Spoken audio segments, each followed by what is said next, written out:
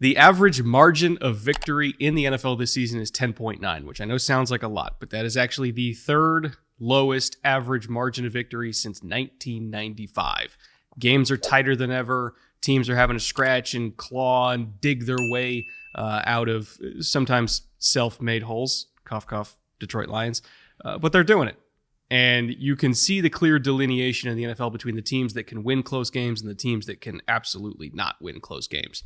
And that is generally the difference between playoff records and being, contending for a top 5 pick this year. So today's show is all about the common traits of these teams around the league that are winning close games. And more importantly, how they're doing it. But before we get into all that, EJ, my friend, how are you? I'm great. This is going to be a fun collaboration. This is one of those ideas we kind of cooked up last night and started in one place, and we both kind of added some spices and seasoning and shook it up. And by the time we got done, I think this is going to be a really fun show, picking out qualities of teams that win close games, because there's lots of NFL euphemisms about, teams just got to learn how to win. Well, what does that really mean? We're going to break that down for you today, pick out some qualities, talk about teams that display them and some teams that don't display them. There was a tweet that you highlighted for us, and we'll throw that on screen right now. It's from Mina Kimes. It says, this season has the most one-score games in NFL history at the halfway mark. And it kind of feels like that, too. Like, if you look around the Sunday slate every single week, we're not getting a whole lot of blowouts other than, whenever teams play the Cowboys. But beyond that, it's tight one-score games. It's dogfights. You could call them ugly. That's fine, but to me, it's just parity. Like, it just feels like the league has achieved a level of parity that we maybe have never seen before, because every single game feels at least relatively evenly matched. You compare that to college football, where we get crazy blowouts every single week. You got Bama going into LSU and just absolutely annihilating them. That's not really happening in the NFL, at least amongst most teams that are not like Jacksonville, Chicago, Dallas, bottom tier. Yeah, and you could look around the morning slate yesterday on Sunday, and within 3 or 4 minutes worth of the end of those games, 4 or 5 of them were still 3-point games, 7-point games. Everything was a one-score game. And it's not just last week, it's week after week. And learning how to win is really training yourself to do these things consistently well. When people say, the Chiefs they just know how to win, right? Andy Reid just knows how to win. Great. Well, what is that? But most of these are kind of make your own luck type qualities. They can really increase your odds. They're not going to make sure that you win, but the more of them you do better, the better your chances will be. And on the flip side, because this league is so tight in talent and everything else, on-field, off-the-field resources, if you don't do them well, you will lose more often. You will put yourself in a hole. And these games are so close. We see it every week, a toe on a line, a finger on a pass, whatever it is, that these can be the difference. And again, the more that you position yourself to win by doing these things, at the end of the season, like you said, that can be the difference between a playoff berth and a high draft pick. You could win or lose 3 or 4 games, and that is a huge swing in the modern NFL. And Mina pointed it out. We've got even more of that than we've ever had. So we have kind of 5 overarching points here that look good on a bulletin board, and then we'll kind of dive a little bit deeper into each one. And these are more macro qualities of these teams, like the Lions, like the Chiefs, like I would even say the Vikings to a degree, even though, boy, they got close to losing this week. But these are kind of their macro qualities. And then, the micro qualities are individual personnel strengths and weaknesses and schematic tendencies and all that kind of stuff. This is more of a macro show than a micro show. But first things first, a cohesive team. You have to build a cohesive team. EJ, I'll start with you. What does that mean to you? And then I'll talk about what that means to me. To win tight games, you've got to play complementary football. We talk about that almost every week on this show. You have to have units supporting each other.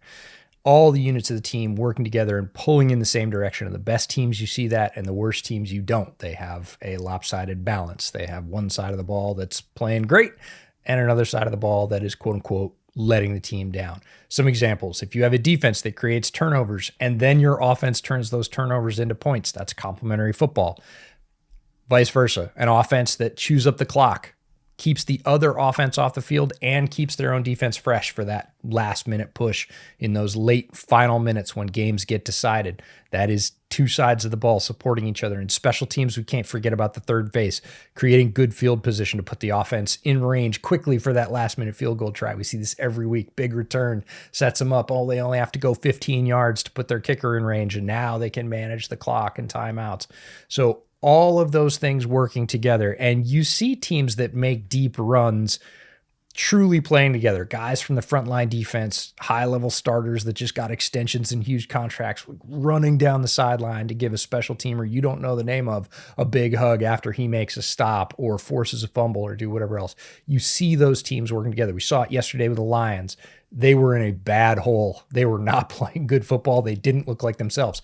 You didn't see fractures on the sidelines. You saw those units coming together. You saw Jared Goff supporting the defense when they were on the field, and saying, I got this, I'll come back, right? Those are the kinds of teams that go a long way. Teams that don't have that cohesiveness, you see them fracture. At the first missed opportunity, everybody kind of throws their hands up and goes, great, we're not going to be able to overcome this. And then, the infighting starts. Yeah, you look at the Bears, they punt 2 times in a row to start the game. Sure. All right, down. we're going to go beat traffic. Yeah. Halfway through the first quarter, it's like, well, we can't beat the Patriots. I'm out. Bye. But they're not wrong, right? Nope. I would even say the Texans last night. Again, we're recording this 2 p.m. on Monday. If you watch the Texans, they got 5 picks on Jared Goff in the first 3 quarters, but they couldn't pay them off. They had a nice first half. They got a couple touchdowns. But if you have an offense that gets turnovers repeatedly over and over and over again, and then you turn it over yourself, or you just go 3 and out and punt it, you didn't really force turnovers. You just forced a different type of punt, right? And the Texans offense couldn't capitalize on any of those stolen possessions. Joe Mixon, his average yards before contact per carry was half a yard.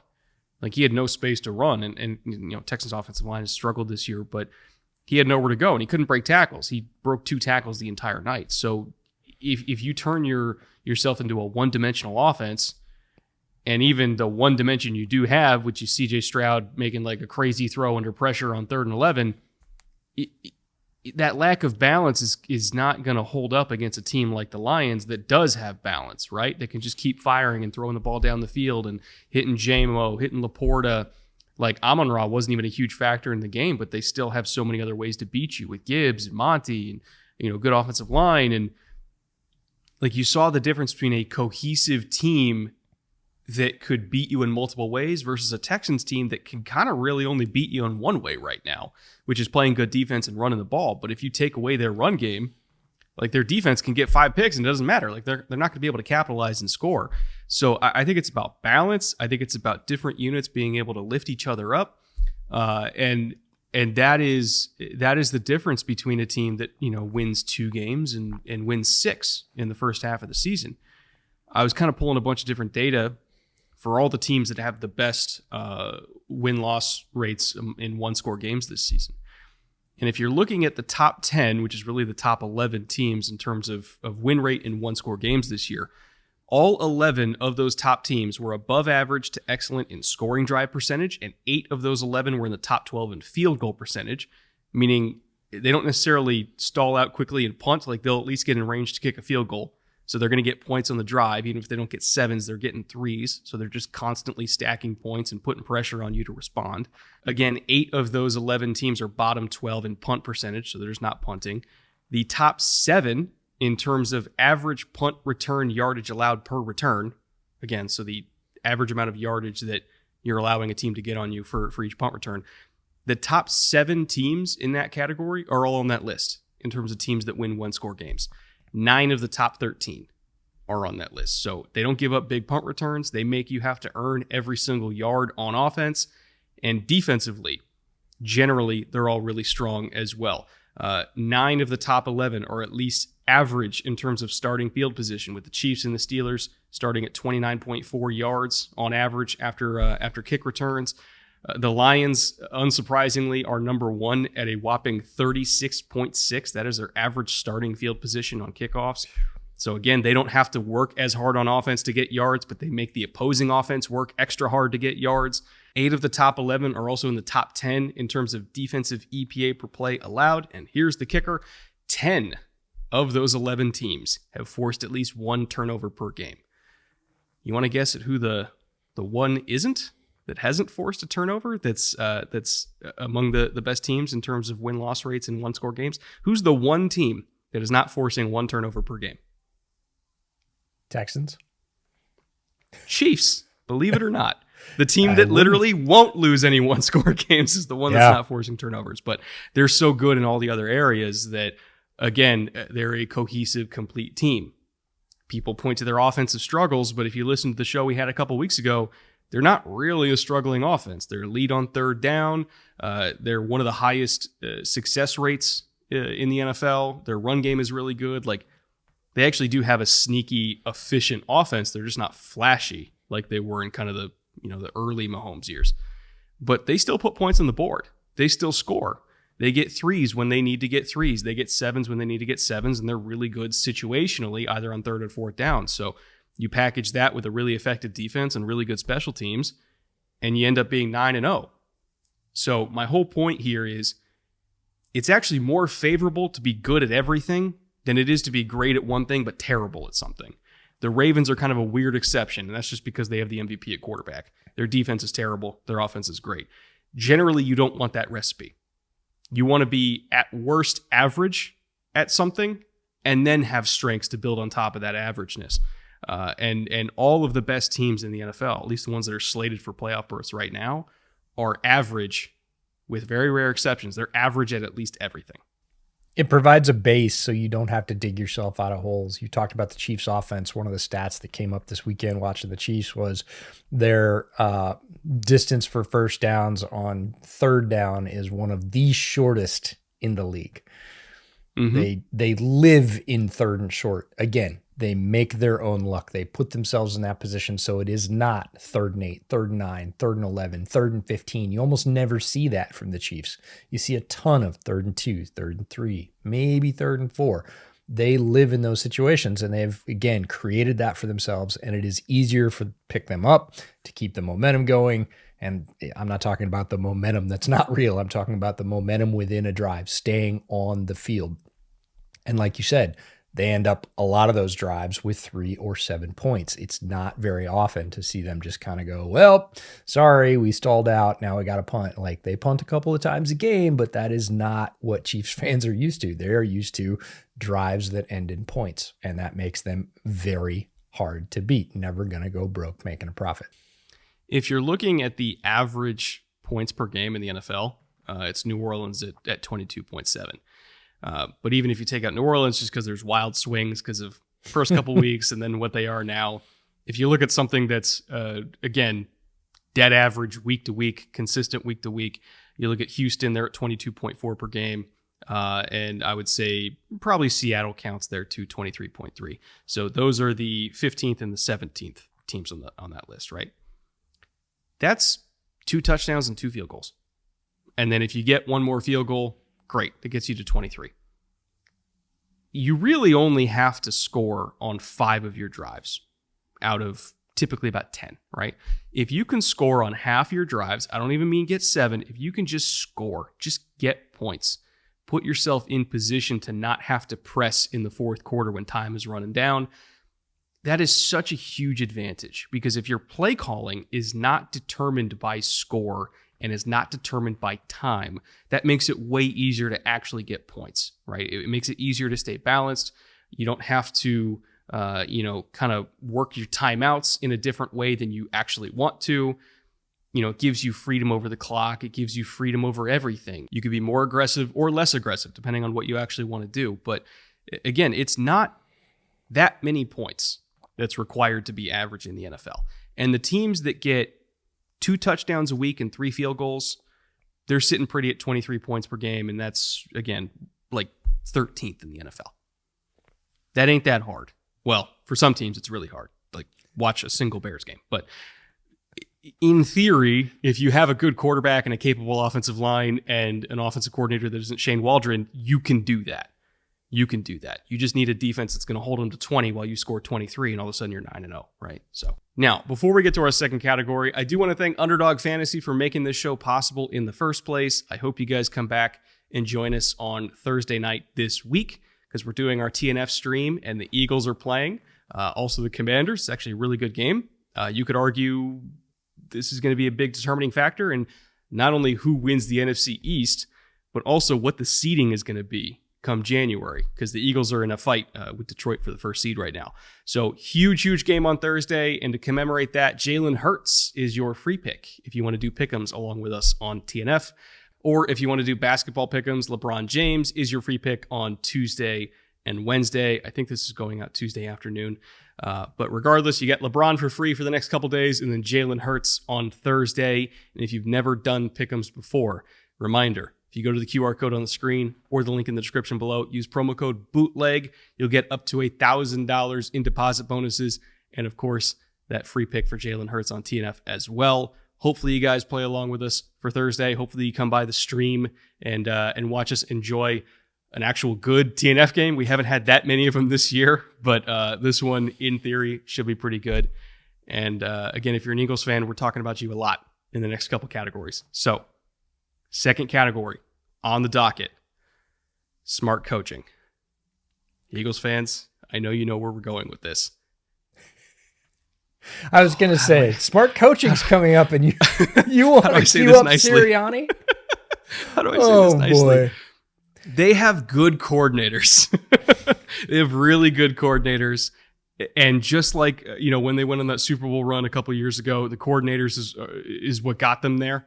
And then, of course, they both get hired away to be head coaches. But like they're back to being elite in terms of OC-DC combo. It took a little while for Vic's system to kind of take hold here, even though they ran similar stuff with roughly the same language before. But again, Vic calls it differently. He has different philosophies. So it kind of took a while for that to take hold. But now, if you're looking over the last 5-6 games, Eagles are top 5 in pretty much every single category that matters. Kellen Moore, like he clearly has put his stamp on that offense now. They're under center a lot more. They're running outside zone a lot more. They look like a real, actual balanced NFL offense. So the coordinators doing work there in Philly. Problem is, it feels like when I watch the Eagles every single week, they're hoping to put enough points on the board and to be so good on defense that whatever Sirianni does doesn't matter. He's gotten close to screwing them a couple times, but it almost feels like they're winning with him there, not because he's there. And you compare that to a bunch of other teams around the NFL that have really smart coaching, not just at the coordinator level, but at the head coach level, and you feel like they're winning because of the coaches. And I just wanted to put this here because the Eagles are one of those teams that win close games, but they're kind of the exception in this category, which is why I wanted to address them first. Fair enough. We'll raise this up to a higher level and say smart coaching in general. We're talking about great head coaches for the most part. And again, these are qualities that help teams consistently and routinely win close games because that's the difference in the NFL right now. And we always say, oh, well, if you have a great head coach, you're going to win close games. Yeah, well, why? We're going to break it down for you. Great head coaches put teams in situations to win. These are the things they do to do that. They surround themselves with good coaches. That's a check for Sirianni. He absolutely did that. They instruct players on situational football so they're calm and focused because when players get in this situation, which we commonly call crunch time, things ratchet up. People tend to forget their assignment, their rules, their heads sometimes. And good coaches have prepared their players so that when they come up against those face-to-face, they don't panic. They go, oh yeah, coach said this week that this might happen. I know what I'm supposed to be doing. And then they go out and execute. They understand the clock and how to use it to their advantage. This is a big one. And we see teams screw this up not only at the end of games, but at halftime routinely. Every week, I feel like we could have a general gripe session about, okay, so here's our case study for the week. Minute 30 left. You're on your own 40. You're not getting the second half kickoff. You got 2 timeouts left, and this is how they botched it. It happens every single week. It is more noticeable when it happens at the end of the game, but it happens at halftime all the time too. And good coaches avoid that. They maximize it. If they're not getting that second half kickoff, they're trying to get points because they know they're coming out looking for a stop. If they are getting the second half kickoff and they can stack points on top of that, that is a deadly combination. If you look at the stats for that swing in the middle of the game, teams that win that swing oftentimes win the game. They conserve their timeouts so they can be used strategically. Here's where we'll talk about the flip side. Not about the good coaches, but about the bad coaches. They will burn timeouts early and often for reasons that are, again, reactive, not proactive. They don't have them in their pocket at the end of the game because they had to burn them because they weren't prepped, or the players panicked, or they had the wrong personnel, or they got a look they didn't like or hadn't seen on tape. Whatever it was, bad coaches in general burn timeouts much earlier in games, much more often. Will you see a good coach burn an early timeout? Yeah, you will. You'll see McVay burn a first quarter timeout. And he'll be so mad and about he'll it be too. so pissed. He's so angry when it happens because he's like, this is not how we play football. And he's right. Good coaches should not be burning early timeouts generally. These coaches don't panic or rush. They act like they've been there before because they have. A lot of these qualities are learned qualities. You don't come out of your first coaching job going, I got every situation down and I'm going to handle them all right. You're going to blow it sometimes. And that's how you're going to learn. You're going to get burned, burning early timeouts or panicking or not being prepared in a situation. And that's going to inform how you coach down the road. And you're going to prepare and say, nope, I got burned on this once. And great coaches don't make those same mistakes twice. All of these increase your odds of winning. Do they guarantee anything? They do not. If you do more of them, you have more chances to win. If you do less of them, you have less chances to win. And if you spread that out over an entire season or even further out over an entire coaching career, these are defining characteristics that will put you in the position you want to be in at the end of close games where your team's going to come out on top. And you look at coaches like Andy Reid, because he is the master of this right now. Almost all of these things are checked off every single week. And the Chiefs have been in tons of tight games. They actually chronicled all of them at halftime, the game yesterday. And there are so many chances they could have done the wrong thing. They've done the right thing literally every time. And as a result, they're 9-0. That team could easily be a 3 or 4 loss team right now. With a lesser coach, it probably would be. But it's not. It's 9-0 because Andy Reid and that very experienced staff do not make a ton of those errors. They do almost all these things almost every week. And I felt bad too for the Broncos because they had them. Like they had them. You know, they were right there. The Broncos did everything right. You want to talk about doing everything right in a close game. Like the Broncos out-Chiefsed the Chiefs. They played good defense. You know, they were efficient. Bo Nix had like that one drive at the end of the game where you're like, oh shit, like they're going to do this thing. And then special teams, man. Special teams. Dave Toub. What can you do? Dave Toub, what can you do? But I look around the league at a lot of these coaching staffs that win close games, and a theme that you see is head coaches that can lean on a coordinator to handle an entire side of the ball for them, right? So they don't even have to worry about it. You look at Bill Belichick back in the day, he had Josh McDaniels, right? Or Bill O'Brien for a stint. He didn't have to worry about the offense. Defense was his thing. You know, he's also a sucker for special teams, but like Bill, like that was his baby, was the Patriots defense. And of course, you know, handling game management, clock management, all that kind of stuff. But he didn't have to worry about the offense at all. He could give, you know, kind of input of like, hey, I want you to go up tempo here. Or like, hey, I need 4 minutes. Like my guys are gassed. But he didn't have to really get into the nitty gritty of it. Sean McVay, the opposite. He runs his offense. Kyle Shanahan runs his offense. They don't worry about the defense. And Kyle doesn't worry about special teams either. Maybe that's why Niners special teams isn't great every single year. But still, like they have their thing. They focus on their thing as well as game management, but they don't do all of it. Dan Campbell, he has 2 coordinators that he leans on. He leans on Ben Johnson. He leans on Aaron Glenn. And he focuses almost entirely on leadership, game management, kind of the macro job of being a head coach. Mike Tomlin, he leans on his coordinators. Harbaugh leans on his coordinators. But all of those guys that are good in game management, Andy Reid has Spags, they have at least one coordinator level coach that they can lean on to take that load off of them. And that is huge, right? It's almost like a divide and conquer type thing. And you can really tell the difference between an organization that has coordinators that they can trust and organizations that do not have coordinators they can trust. Again, not to beat a dead horse, you look at the Bears. Like Matt Eberflus, he cannot rely on his offensive coordinator to handle that side of the ball. And we know Eberflus ain't going to do dick about it either. Now, if he made a good offensive coordinator hire, if he hired Cliff, who wanted to be there with Caleb, maybe the season looks a little bit different, but he didn't.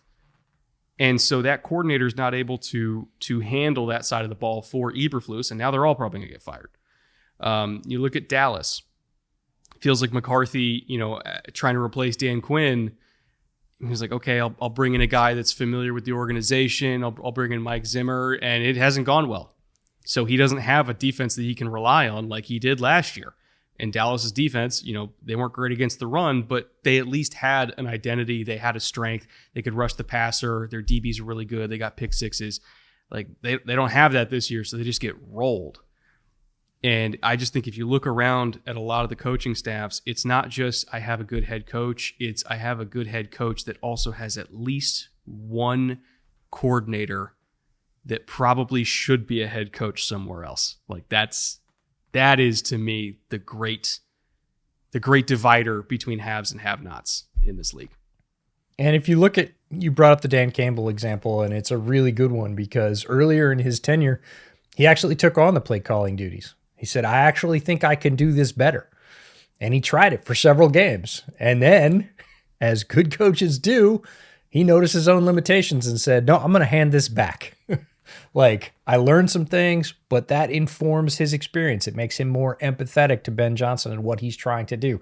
But he took it away and said, no, I think we're going to be better served if I do this. And then he said, I'm pretty sure we're not better served by this. I'm going to give it back. He learned something and he shifted with his football team. And we see the best coaches do that. And again, they take on appropriate levels of responsibility. We've seen Sean McDermott do it with the Bills. Not going to hire another DC. I'm going to do it.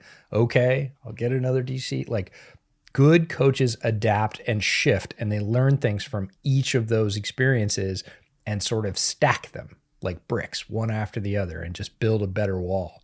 And if you can do that as a head coach, it is just so important. And if you can't, we see head coaches go down with the ship because they're like, I am not giving up play calling duties no matter what. The offense still sucks, and they just drive it into the ground and they get fired. And it's the difference between, again, good coaching that'll win you games and coaching that will put you in a position where you're going to lose more than you win. One quick note, and then we'll get right back to the show. You guys are very familiar with Manscaped at this point because they've supported us forever. But they did just release a brand new addition to their grooming line that you might be interested in called the Chairman Pro, which is an old school electric foil shaver that can give you a professional shave right at home.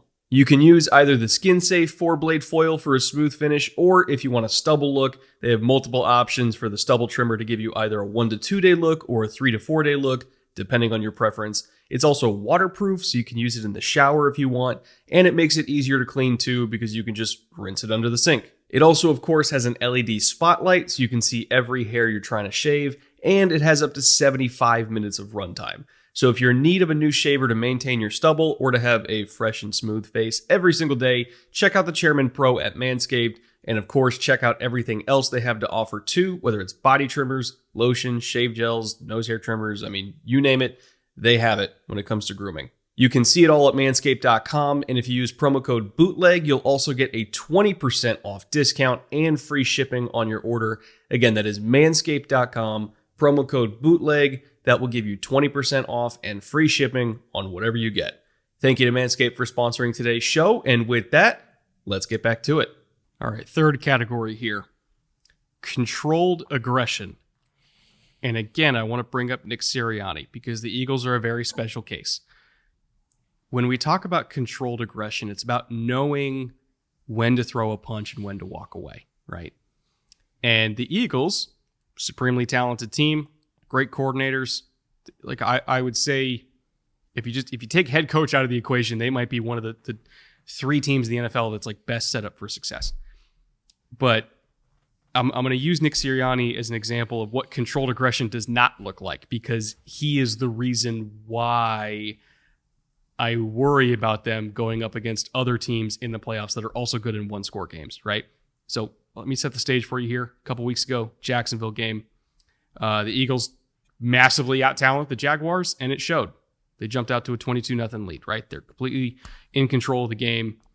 Jags get a touchdown, so it's 22-8 because they went for 2 and got it, which I'm sure spurned Sirianni a little bit because he's like, oh, but I want to do that. I want to get 2-point conversions. So then Saquon fumbles on the ensuing drive. They return it back, and they get another 2-point conversion. All of a sudden, it's 22-16. Sirianni panicked a little bit, right? And you have to understand the context. Your team was controlling this game. They got one good drive on you, and then they forced a fumble. Shit happens in the NFL. All of a sudden, it's closer than it probably should be. Sirianni panicked. He got overly aggressive. He didn't control himself. And he didn't acknowledge that, hey, my team is good enough where I just need to not take points off my own team's tally, right? So the Eagles go back down the field. They're faced with a 4th and 1 on the Jags' 25-yard line. Again, it's 22-16. Scores closer than the game probably indicates. They go for it instead of taking a field goal, and they fail. So instead of being up by 9, they're up by 6 still. They had an opportunity to make it a 2-possession game in the second half. They didn't take it. They're only up by 6. They end up at 28-16 after another Eagles touchdown. They tried to go for 2 again because they wanted it to be a 14-point game instead of a 13-point game. So they wanted it to be, instead of a 2-possession lead, another 2-possession lead. So regardless, it didn't change the amount of possessions the Jags needed. It just changed the amount of points, except now you're set up where if they get another touchdown, you're only up by 6. You're not up by 7. So they could potentially come back and beat you, not tie you. I hated that decision. So they ended up sweating it out to 28-23 because they took 4 points off the board.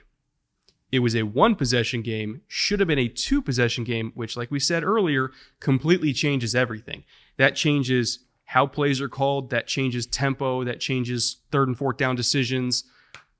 If you give them the opportunity to win with 1 possession rather than needing 2 possessions, and you willingly do that by taking points off your own team's tally, by going for 2 when you don't have to, and going for it on 4th down from the 25-yard line when you don't have to, that to me is not controlled aggression. That is the opposite of that.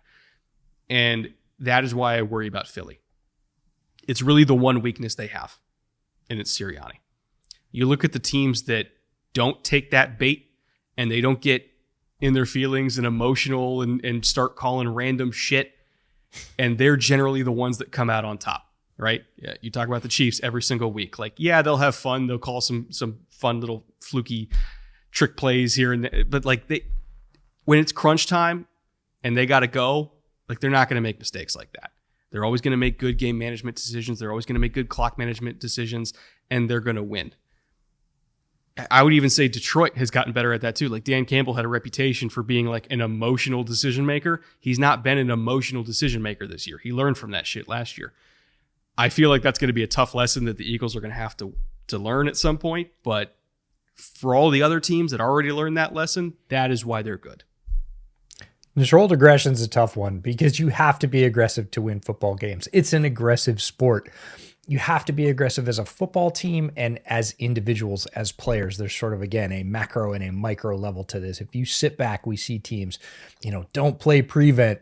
Don't just try and run the ball 3 times and then punt it. Like, you got to be aggressive. You got to stay aggressive as a football team. And that's the macro level. And that's what you're talking about in terms of game management decisions, head coaching decisions, when to go for it. You need to keep that aggression, but not too much. This is a razor thin balance.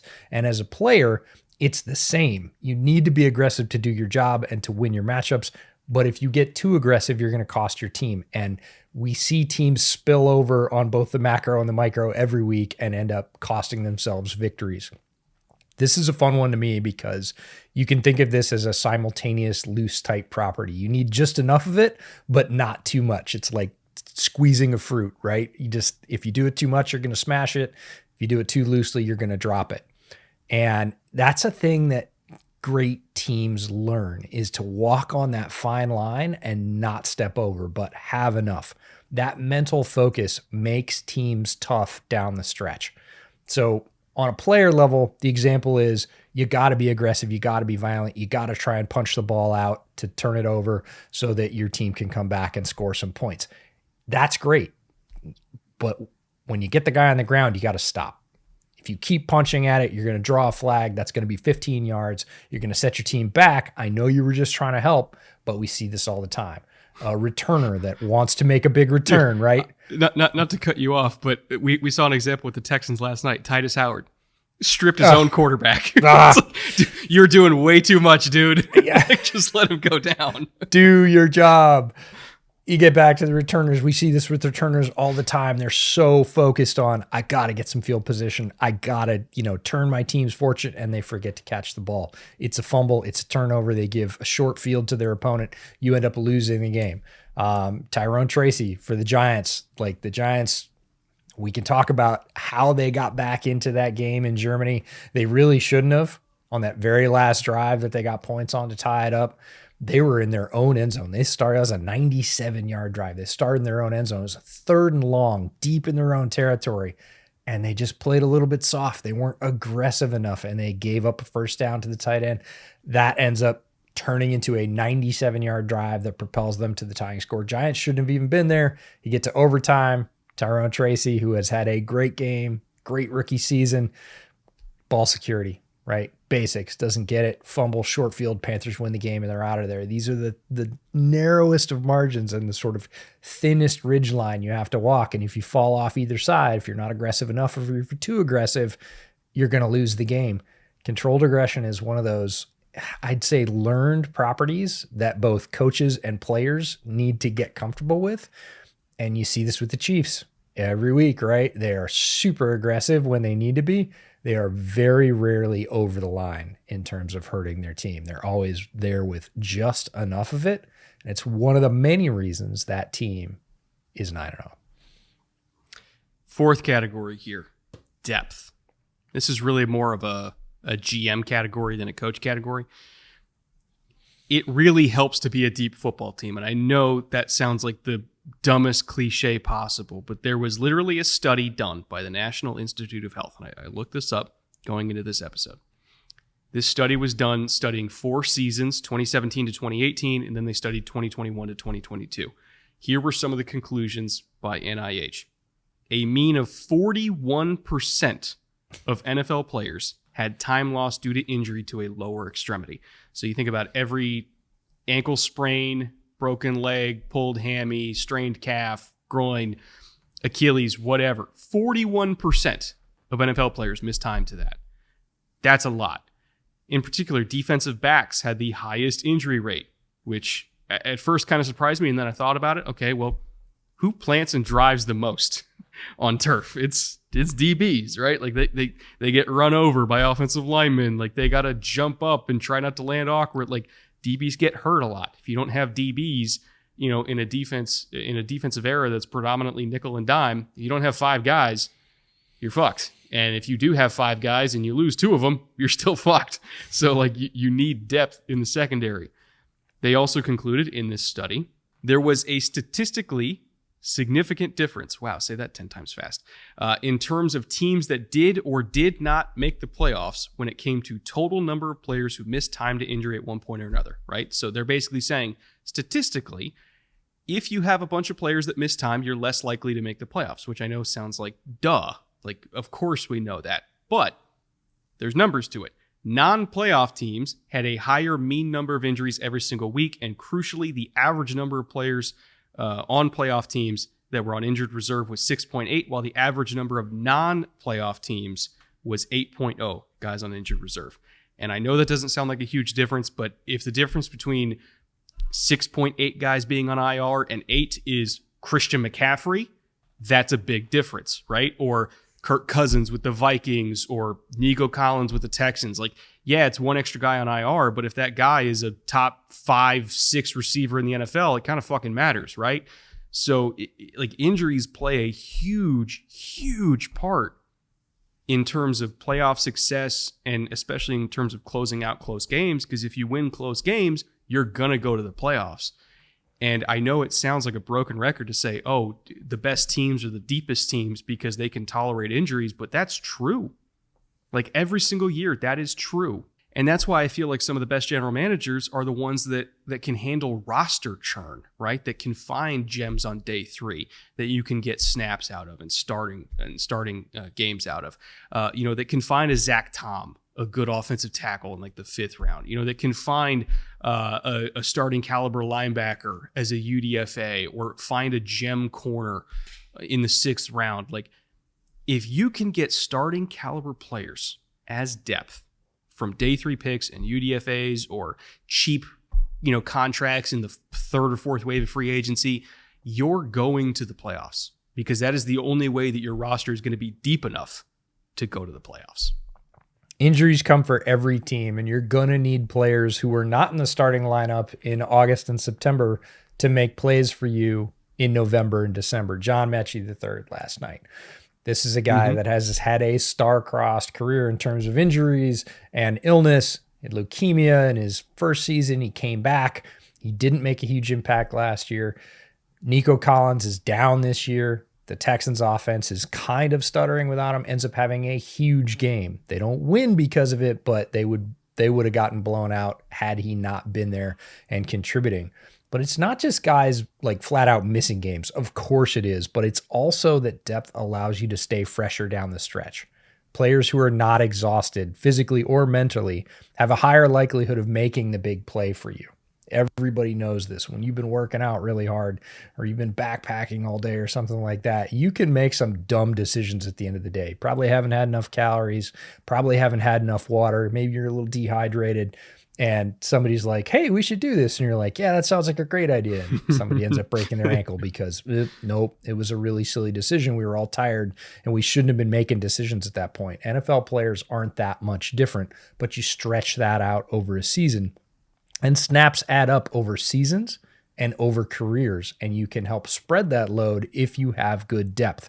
You have a talented vet player that only played 200, maybe 300 snaps through the fall. Maybe that player can come in and be the fireball off the edge you need in the playoffs to power your run. That is, late career Von Miller. If that guy has 700 or 800 snaps by the time you hit the playoffs, he's not going to be as effective. So depth helps you there as well. And if you have a huge drop off in terms of talent and, yes, we're still beating the dead horse, but literally the Bears started 4 guys yesterday on the offensive line who are not slated as starters coming out of camp. Any team is going to suffer if you do that. But if you have a huge drop off between a guy backing up a key player and that key starter, you may be far enough out of a game that by the time, that player could come back at the end of the game or whatever else, it doesn't matter. You're 20 points down. You're 14 points down. You are one of those blowout games that we said at the top we don't typically see. You're not going to be in a 1-score game if your depth sucks. Like, you're just not going to be. The other team's going to be running it up on you, and you're just going to be like, well, we might as well put in our second quarterback at this point because we don't want our starter getting hurt, and we're not winning this game. So depth can help you spread the load physically and mentally. It can certainly help you next man up and make plays. And like you said, if you can get value down the board in free agency, in the draft, in a trade, whichever way you can do it, those players are going to be meaningful. Sometimes it's going to be on special teams. Sione Vaki, huge hit on special teams for the Lions, right? Hasn't had a frontline contribution yet. Doesn't mean he's not going to, but great skill set. They got him later on down in the draft. And again, talking about cohesive team, going back to that first point, everybody was fired up when Vaki came down and had that huge hit on special teams. They were so happy for him. He was charged up and, I'm not going to say that propelled them to the win, but it certainly didn't hurt.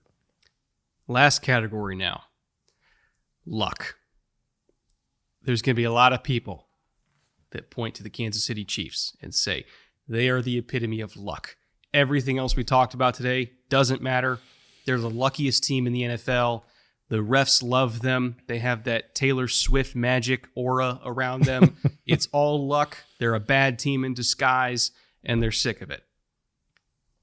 Yes and no. Like, can I prove that Pat Mahomes doesn't do devil magic? Absolutely not. But at the same time, they make their own luck. And the best teams in the NFL are the ones who make their own luck, or rather put themselves in position to get lucky. Because I'll tell you what, as a fan of the Texans and the Bears, when I watch those teams in their bad years, and believe me, there's been a lot of them between the two of them, there will be lucky moments for both of them, even in their bad years. Yes. It's just they're down by 21 when they happen, so it doesn't matter. And nobody remembers like getting away with a PI when you're down by 3 scores. They only remember it when you're on Sunday Night Football and you beat the Bengals in prime time, and everybody throws their hands up in the air and say, "Oh my God, the league's fix is in." Like, that's the luck people remember. But what makes that luck matter is that the rest of your team was good enough for that play to swing the game. Yeah, and I think there's 2 kinds of luck. There's the kind you make yourself with hard work, with preparation, with all of the planning and hiring and everything that we've talked about so far in the podcast. And that is real. And teams that do more of that are, quote unquote, luckier. And then there's the real stuff. There's the leprechaun, pot of gold, real stuff, double rainbow.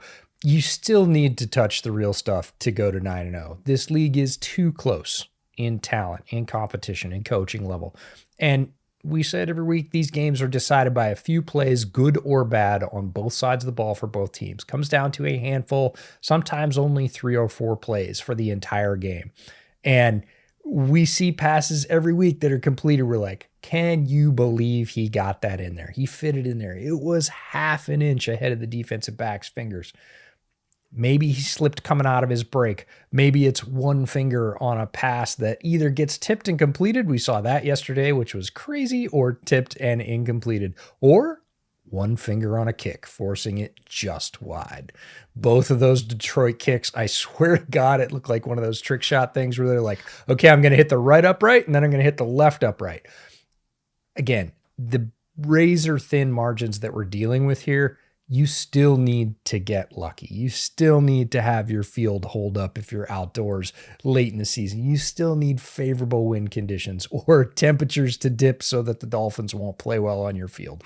Whatever it is, there's the stuff you make yourself, and then there's just the game. And the ball isn't round. Sometimes it's just going to bounce funny. Sometimes it's going to bounce to you.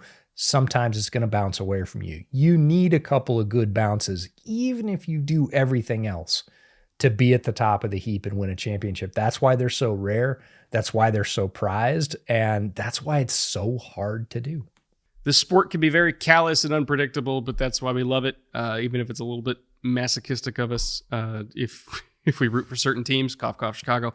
But we love it all the same because you never really know what you're going to get.